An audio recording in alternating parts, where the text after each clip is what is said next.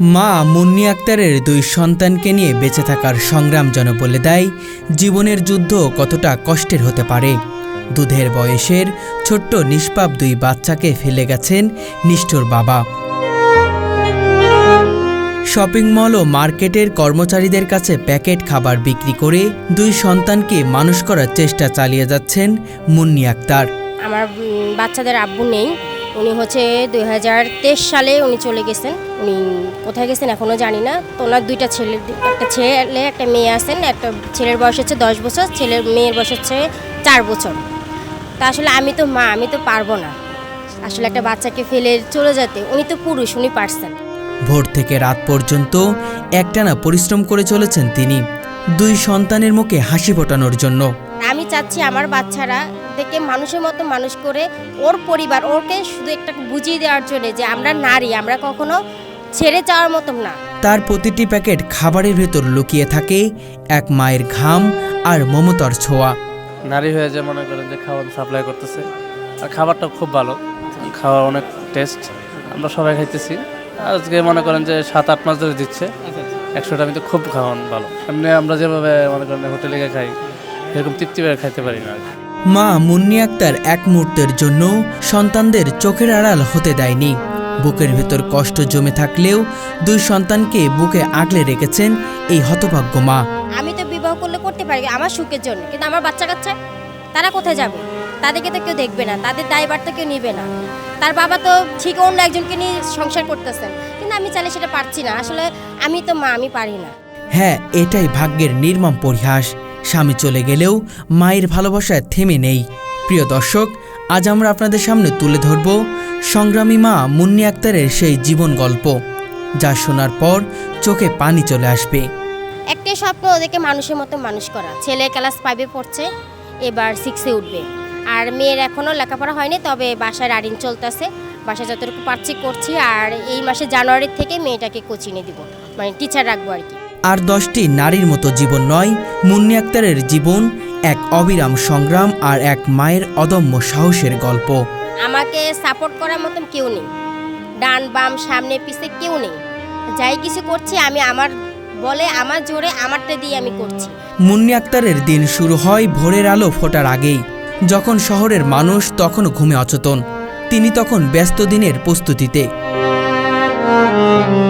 ছোট্ট 2 সন্তানকে কথায় জড়িয়ে রেখে এক হাতে বাজারের ব্যাগ নিয়ে ছুটে যান বাজারে।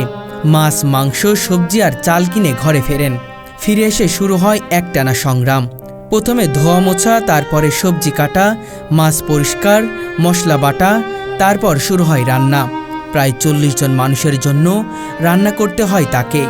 হাতে শক্তি কমে এলেও থামেন না তিনি, কারণ প্রতিটি হাঁড়িতে শুধু ভাত আর তরকারি নয়, ফুটছে এক মায়ের ভালোবাসা আর জীবনের লড়াই। রান্না শেষে শুরু হয় খাবার প্যাকেটিং। প্লাস্টিকের বাটিতে ভরে দেন ভুনা খিচুড়ি, মাংস কিংবা সাদা ভাতের সঙ্গে মাছের তরকারি। আর প্রতিটি প্যাকেট যেন বলে দেয়, আমার সন্তানের মুখে হাসি ফোটাতে আমি লড়ে যাচ্ছি। প্যাকেটিং শেষে আবারও শুরু হয় শহরের পথে ছুটে চলা। শপিং মল আর মার্কেটের কর্মচারীদের কাছে খাবার পৌঁছে দেন তিনি। গরম রোদে, ঝড় বৃষ্টিতে বা শীতের কনকনে হাওয়ায় থামে না তার পথ চলা। সকাল 7টা থেকে আমার পরিশ্রমী শুরু হয়।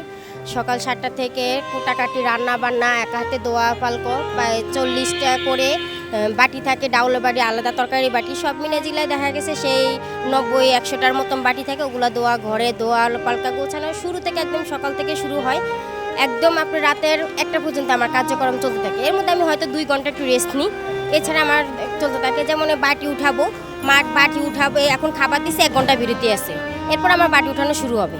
বাটি উঠানো শুরু হওয়ার পরে আমি বাটি উঠে বাসায় যাওয়ার পরে হিসাব কিতাব করে আবার বাজার করব।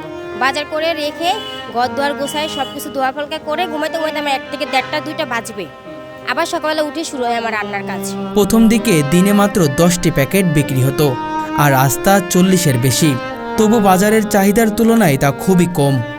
একসময় আমার খাবারের বিজনেস নিয়ে আমার 10টা খাবার নিয়ে ঘোরা লাগতো, 10 থেকে 15টা খাবার নিয়ে অনেক ঘোরার পরে আমার খাবার যেত। অনেক সময় আমার খাবার 7টা 8টা থেকে যেত, 20টা খাবার থেকে মনে গেছে 12টা খাবার নিয়ে আমি বাসায় চলে গেছি। তা আল্লাহর রহমতে এখন আমার 40-36টা খাবার যাচ্ছে। আমার আল্লাহর রহমতে মার্কেটে খুব চাহিদা যে আজকের কথাই বলি, আজকে আমি 36টা খাবার নিয়ে এসেছি, তাও আমার যদি 40টাও নিয়ে আসতাম সে করে চলে যেত। অনেকে বলতেছে আপনারা এত কম খাবার নিয়ে আসেন কেন? তা আমি মনে করি যে আমার খাবার যদি ভালো না হতো, আমার যদি সার্ভিসিং সুন্দর না হতো, তাহলে তারা আমাকে এই উদ্যোগটা দিত না যে আপনারা খাবার কেন কম আনেন। এই লড়াইয়ে তার সঙ্গী হয়েছে ছোট্ট ছেলে। স্কুল থেকে ফিরে বা পড়ার ফাঁকে যতটুকু পারে মাকে সাহায্য করে, কখনো প্যাকেট গুছিয়ে দেয়, কখনো মায়ের সঙ্গে খাবার পৌঁছে দেয়। যেহেতু একটা ছোট বাচ্চা আছে, ও দেখা গেছে মেয়েটা তো কিছু করতে পারে না, ছোট ছেলেটা করে, ছেলেটা টুকিটাকি যতটুকু সহযোগিতা করতে পারে করে। আর প্লাস আছে আমার ভাই যতটুকু সহযোগিতা করতে পারে করে। আমার ওই বিভিন্ন কাজে আমাকে করে, যেমন সকালবেলা ওই অর্ডার নিতে যায়, অর্ডার নিয়ে আসে মার্কেট থেকে কয়টা খাবার আসবে ডেলিভারি দেওয়া হবে সেটা ওই করতেছে। খাবার আমার সাথে নিয়ে যায় মার্কেট অবধি, ওই যতগুলো দোকান আছে ওই আর আমি ওগুলো নিজের হাতেই করা। হ্যাঁ, আমার কুটা বাচ্চা দোয়া পালকা সম্পূর্ণটা আমার উপরে। ছেলেটি হয়তো এখনো ছোট, কিন্তু সে জানে তার মা শুধু মা নন, তিনি একজন যোদ্ধা। আমার আম্মু দিন থেকে রাত পর্যন্ত পরিশ্রম করে আমাদের মানুষের মতো মানুষ করছে, আমাদের লেখাপড়া করাচ্ছে। আমার বাবা তো আমার থেকে চলে গেছে, কিন্তু মা তো আমাদের ছেড়ে নেই। আমার মায়ের প্রতি রয়েছে ভালোবাসা, সবাই আমাদের জন্য দোয়া করবে। কিন্তু এই লড়াইয়ের পেছনে লুকিয়ে আছে অনেক অশ্রু। বহুরাত তিনি একা বসে কেঁদেছেন। মনে পড়ে যায় স্বামীর সেই তিরস্কার, তুমি আমাকে ছাড়া কিছুই করতে পারবে না। কিন্তু মুন্নি আক্তার প্রমাণ করেছেন একজন মা চাইলে অসম্ভবকেও সম্ভব করতে পারে। যখন ওর বাবা চলে গেছিল তখন আমাকে বলছিল যে আমি ওনাকে ছাড়া কখনো চলতে পারবো না। আর ওর বাবা চলে যাওয়ার পরে বুঝতে পারলাম এই পৃথিবীটার মানুষের আপন আর পরের মুখটা যখন চিনতে পারছি, তখন থেকে আমার মনে একটা জিদ ধরছি, যদি ভবিষ্যতে কিছু না করতে পারি তাহলে আমি যে পর্যন্ত না করতে পারবো আমি আমার নিজের হাল ছাড়বো না। আর আমি কিছু করবই, সেটা আজকে হোক কালকে হোক, এটা আমার খুব ইচ্ছা, খুব স্বপ্ন। বাদ বাকি আল্লাহর ইচ্ছা, আল্লাহ যদি চান তাহলে অবশ্যই আমাকে দিবে। সকাল 7টা থেকে রাত 1টা পর্যন্ত চলে তার পরিশ্রম। শরীর ভেঙে যায়, হাত পা অবশ হয়ে আসে, কিন্তু থেমে থাকার সুযোগ নেই। সন্তানদের মুখে ছোট্ট হাসি দেখলেই সব ক্লান্তি মুছে যায়। আসলে ছোটবেলা থেকে খুব কষ্ট করতে করতে বড় হয়েছি, এখন এই জন্য কোনোটাই আমার কাছে কষ্ট মনে হয় না। কষ্টকে এখন আমার কাছে সুখ মনে হয়, কারণ আমার যত কষ্ট যত দুঃখ, আমার মেয়ে যখন আমাকে মা করে ডাকে, ও যখন হাসি মুখ দেখি আমার বুকটা ভরে যায়। আমার ওর জানি না আমার মেয়েটার প্রতি কেন আমার এত ভালোবাসা, এত স্নেহ। ওর মা ডাক, ওর আবদার, ওর কোনো কিছু আমি ফেলতে পারি না। আমি ছেলেটাকে বলি যে আব্বু তুমি একটু বুঝো, তুমি এটা না করলে হয়। ছেলেটা দেখি যে না বুঝে, কিন্তু মেয়েটা অনেক বুঝে না। মেয়েটা যেটা চাবে সেটা তাকে দিতেই হবে, তাই মেয়েটার আবদার সব আবদারে পূর্ণ করি। মুন্নি আক্তার চাইলে আরেকটি বিয়ে করতে পারতেন, হয়তো জীবনটা সহজ হতো, কিন্তু সন্তানদের ভবিষ্যতের কথা ভেবে নিজেকে উৎসর্গ করেছেন। বাচ্চাদেরকে নিয়ে লড়াই শুধু এজন্যই করছি, তাকে বুঝিয়ে দেওয়ার জন্য যে আমি ভালো, আমার চরিত্র কখনো খারাপ না। কারণ আমার আদর্শ, আমার বাবা মা যে শিক্ষা আমাকে দিয়ে বড় করছে, সেই শিক্ষার ভিতরে কখনো ঘাটতি ছিলেন না। তার শিক্ষায় ঘাটতি ছিল, আমার শিক্ষায় কখনো ঘাটতি ছিল না। আমার শিক্ষা পরিপূর্ণ ছিল। তাই আমি কখনো আমার সন্তান, আমার বাচ্চাদেরকে আমি ছেড়ে চলে যেতে পারি না। আমি এখনও চিন্তা করতে পারি না যে আমার বাচ্চাকে রেখে আমার ভবিষ্যৎ চিন্তা রাখবো। আমার কিন্তু বয়স বেশি না, আমার অনেক অল্প বয়স। আমি চাইলে একটা সুন্দর করে একটা সংসার সাজাতে পারি, কিন্তু শুধুমাত্র বাচ্চাদের মুখের দিকে তাকায়, বাচ্চাদের জন্য আজকে আমি আমার এই পজিশনে আমি আছি। আমি চাচ্ছি তাকে তার 2 বাচ্চাকে মানুষ করে তাকে বুঝিয়ে দেওয়ার জন্য যে দেখো তুমি যে মিথ্যে কলঙ্ক দিছো আমাকে, সেই মাথায় আমি নিয়েই তোমার বাচ্চাকেও মানুষ করছে। আমি নিজে আমার চরিত্র নিয়ে আমি সৎ পথে আসি, অসৎ পথে না। জীবনে যতই অভাব আসুক কখনোই খারাপ পথে হাঁটেননি। সবচেয়ে অবাক করার বিষয় হলো যা উপার্জন করেন তার কিছু অংশ তিনি ব্যয় করেন মানবতার কল্যাণে। এই অর্থ দিয়ে আসলে আমি মানবতার কল্যাণে যারা এই দেশে যে পরিস্থিতি গরিব অসহায় যে মানুষগুলো আছে, এদিকে আমি আমার দিক থেকে সাধ্যমতো চেষ্টা করি সহযোগিতা করার জন্য। আমি করি যতটুকু পারি, আমি আমার দিক থেকে করি। মুন্নি আক্তারের জীবন আমাদের শেখায় ত্যাগ আর সাহসের অন্য নাম মা। এই সমাজের উচিত মুন্নির মতো সংগ্রামী নারীদের সম্মান করা, তাদের পাশে দাঁড়ানো, কারণ তারা শুধু নিজেদের সন্তানকে বাঁচান না, আমাদের শেখান জীবনযুদ্ধে হার মানা নয়, লড়ে যাওয়ায় সত্যিকারের সাহস।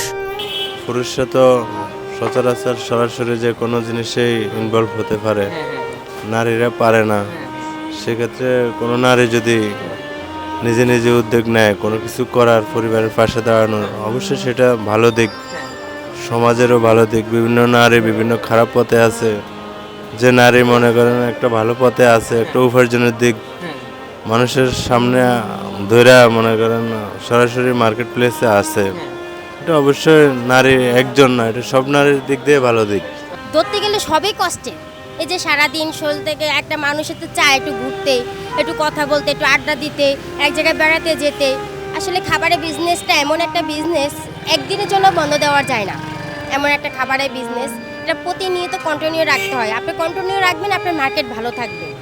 আপনি কন্ট্রোল না করতে পারবেন, আপনার মার্কেট খারাপ হয়ে যাবে, আপনাকে আর কাস্টমার নিবে না। তো এটা সব মিলিয়ে দেখা যাচ্ছে যে আসলে আমার যে একটা স্বাধীনতা, এই স্বাধীনতাটা আমার নেই। তারপরেও আমি দিন শেষে মনে করি যে আমি অনেক ভালো আছি। আমি আমার সাধ্য মতন চেষ্টা করতেছি। আমি চাচ্ছি যে আমি যে খাবারটা খাবো, আমার স্বাস্থ্য যদি ভালো থাকে, তাহলে আমার আর একটা ভাই বোন, সে তারা তো আমাদের আত্মার ভাই বোন, তাহলে তারাও যদি স্বাস্থ্যকর না খাবার খেতে পারে, তাহলে তো তাদের স্বাস্থ্য ভালো থাকবে না। তো সেই অনুযায়ী আমি আমার সাধ্য মতন চেষ্টা করি, যতটুকু আমি ঘরে খাচ্ছি ওটুকু আমি চেষ্টা করি তাদেরকে দেওয়ার জন্য। আমি যখন খাবারের বিজনেস শুরু করছি, আমার কাছে 1 পয়সাও ছিল না। আমার যেই টাকা ছিল ওটা দিয়ে আমি শুরু করছি।